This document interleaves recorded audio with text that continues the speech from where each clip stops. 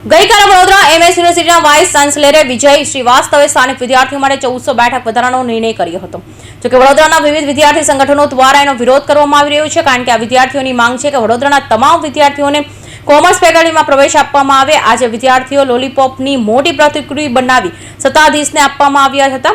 જોકે લોલીપોપ સત્તાધીશ આપે એમ પહેલા જ પોલીસે તમામ વિદ્યાર્થીઓને રોકી લેતા ઝપાઝપીના દ્રશ્યો જોવા મળ્યા હતા। વડોદરાની એમએસ યુનિવર્સિટી પોલીસે વિરોધ કરી રહેલા વિદ્યાર્થીઓની લોલીપોપ છીનવી તોડી નાખી હતી।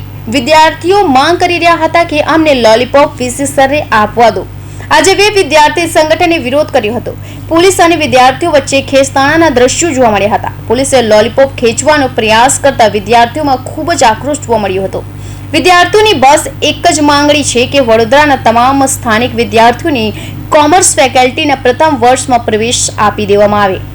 ઓલ ગુજરાત સ્ટુડન્ટ યુનિયન તદ્દન જે ધોરણ 12 કોમર્સની અંદર પાસ થયેલા વિદ્યાર્થીઓ છે એમના માટે આંદોલન કરી રહ્યું છે કે બધાને એડમિશન આપવામાં આવે।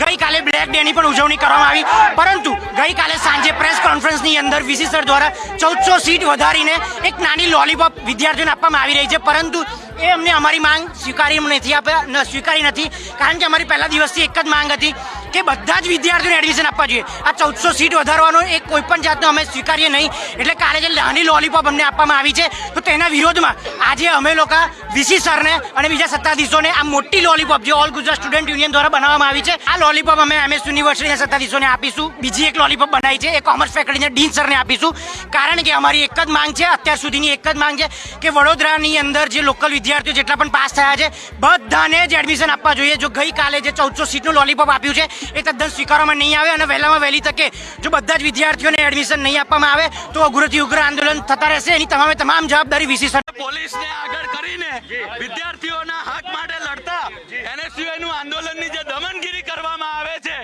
એ દમનગીરીના વિરુદ્ધમાં આ વડોદરાના વિદ્યાર્થીઓ અને વાલીઓનો હક મારનારા વીસી વાઇસ ચાન્સેલર વિજયકુમાર શ્રીવાસ્તવને વડોદરાની જનતા ક્યારેય માફ નહીં કરે।